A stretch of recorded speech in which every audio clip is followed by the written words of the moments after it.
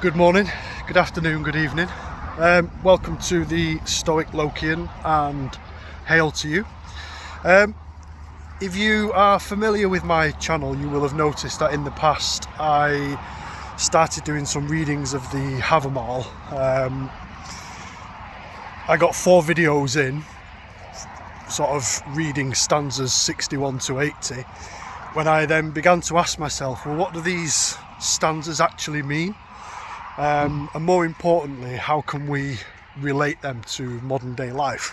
So I stopped doing the simple readings of, realising that if you want to read the Havamal, you can pick up really cheap copies of it on Amazon. There's a brilliant one actually that I use for these videos called the Pocket Havamal. You'll have to forgive me, I can't remember the name of the author offhand, or the translator. However, it's very good. You can literally keep it in your pocket, carry it around with you, and relate back to the words of the High One as and when you see fit. And they do relate to many situations, particularly in modern day life. I'm not just a heathen or a Lokian, I'm also a Stoic, which on the face of it there are contradictions in that, especially being a Lokian and being a Stoic. You know, Loki, if you believe the Eddas and the sagas, is an agent of chaos. He's one of mischief. However, Lokians will all be able to tell you that there's so much more to Loki than just chaos and mischief.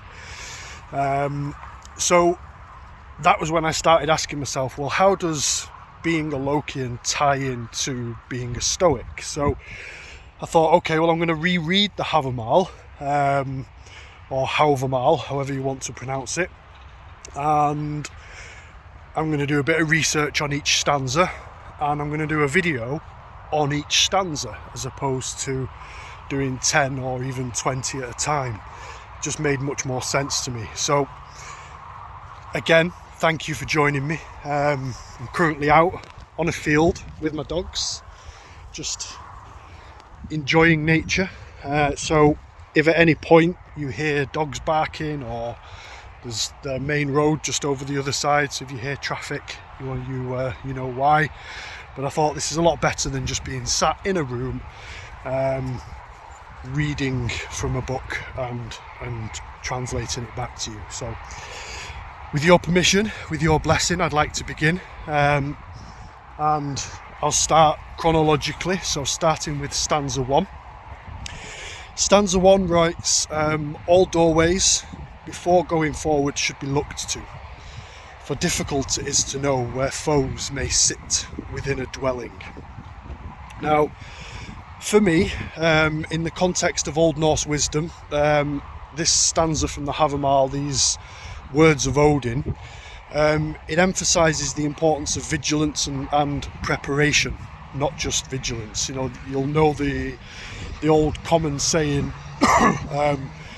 failing to prepare is preparing to fail, and this is a very similar vein to that. So in a time where Norse people faced constant threats from rival clans, stanza 1 would have encouraged individuals to approach new situations with caution. The reference to doorways, for example, is both literal is both literal and metaphorical. It signifies the entrance not only to physical spaces, but also extends to the opportunities and challenges that we encounter in life. And the Old Norse certainly would have been living with the aspect of believing that foes could be lurking anywhere, even in seemingly safe environments. So it sort of echoes the unpredictable nature of the world that they lived in at the time. So what does that mean from a Stoic perspective? Well, from a Stoic perspective, I'd say this stanza aligns with the Stoic principles of controlling our perceptions and actions. The advice to look before going forward, for example, corresponds to the Stoic idea of assessing situations before reacting. Stoics believed that it's crucial to avoid hasty judgments and impulsive reactions. It's something that I try to live my life by on a day-to-day basis. So instead, one should take a moment to assess any given situation, take a moment to understand it rationally and respond wisely. The foes, in inverted commas, in this context could be interpreted not only as physical threats, but also as emotional triggers or negative influences that might hinder our progress. And it brings to mind something that Seneca wrote. So Seneca being one of the original Stoic masters, if you will. And Seneca said, "The wise man looks after his own soul as a shepherd tends his sheep. He drives away pests and wolves and protects it from all harm." So just as the Havamal is advising here to be cautious about potential foes in a dwelling, Seneca's quote is emphasising the importance of protecting our inner tranquility and our well-being from harmful influences and negative emotions, if you will. Both perspectives underscore the value of mindfulness and preparation in navigating life's challenges. In the modern world, though, this stanza holds timeless wisdom.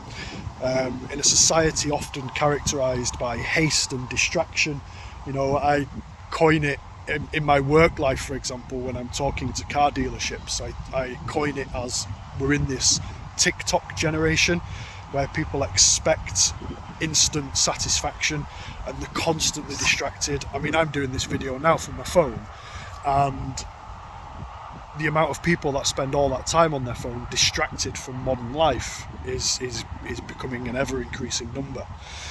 And so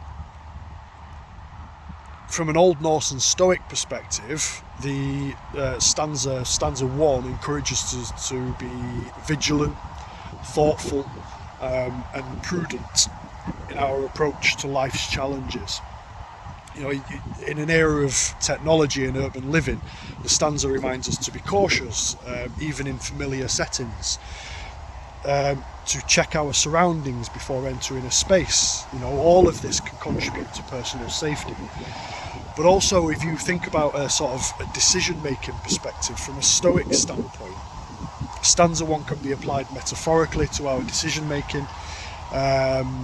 Before rushing into a choice, it's wise to gather information, for example, consider the consequences, and approach with careful consideration. As a Stoic, there's something that Ryan Holiday, who runs the YouTube channel Daily Stoic, he made a comment about the difference between right and wrong and actions and consequences, and I'm a firm believer in that.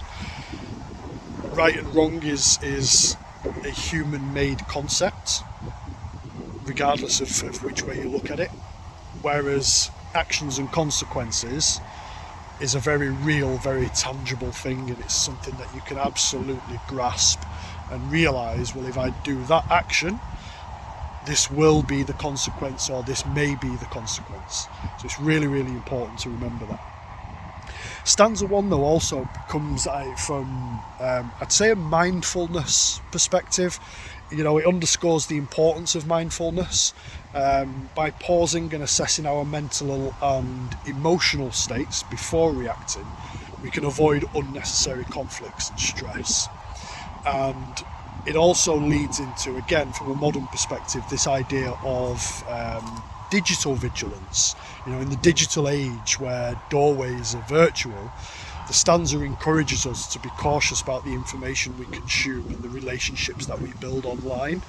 And people are very different online than they are in the real world, and you only have to look at the likes of Joe Rogan, Jordan Peterson, for example, to understand that. If you look at their channels and you listen to the media, you would be under the impression that these are some of the most hateful, far-right nut jobs that sort of take over the digital space that is the internet. But actually, in reality, once you start then researching them and listening to them and understanding them, and then listening to their comments about how 90% of the comments they get online are hateful, whereas maybe 1 in 400 comments they get in the physical world are hateful. It's a very, very different aspect to the online personas and physical personas.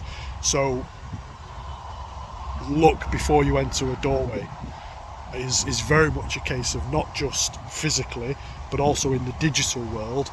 Make sure you understand who you're making friends with, which groups are you getting involved with.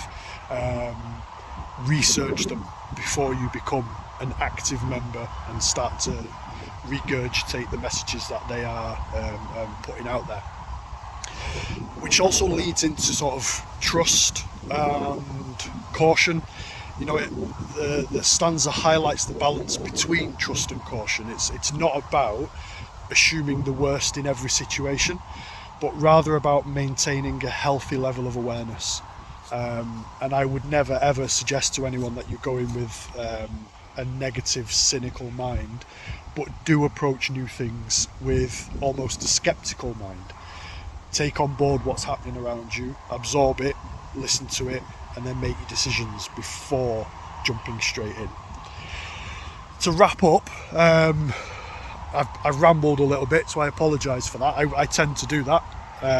But in essence, the Old Norse and Stoic viewpoints sort of converge in stanza 1, as they do through many of the stanzas, which you'll understand as we start to work our way through this series. But they converge in the sense that they advocate for an intentional, measured and vigilant approach to life. Not a skeptical approach to life, not a cynical approach to life, but a measured and vigilant, balanced approach to life. One of the 4 Stoic cardinal virtues is temperance, so it's about balance, it's about not leaning too far one way or the other. Balance it out. But assess doorways before moving forward also resonates across cultures and eras, offering a timeless reminder to navigate the world with wisdom and discernment. So stanza 1, and I'm going to read it again because I love the fact that this is the stanza that opens up the Havamal. All doorways before going forward should be looked to, for difficult it is to know where foes may sit within a dwelling. Thank you so much for listening. I hope you enjoyed it. If you did, please leave me a like, subscribe. I think it'll be down there. Quite often get these wrong though, so it could be over here. And I'll post some links as well to other videos that I've done along the top at some point throughout this video. So again, thank you for listening. Hail to you. I appreciate you and everything that you do. See you on the next one. Thank you. Bye bye.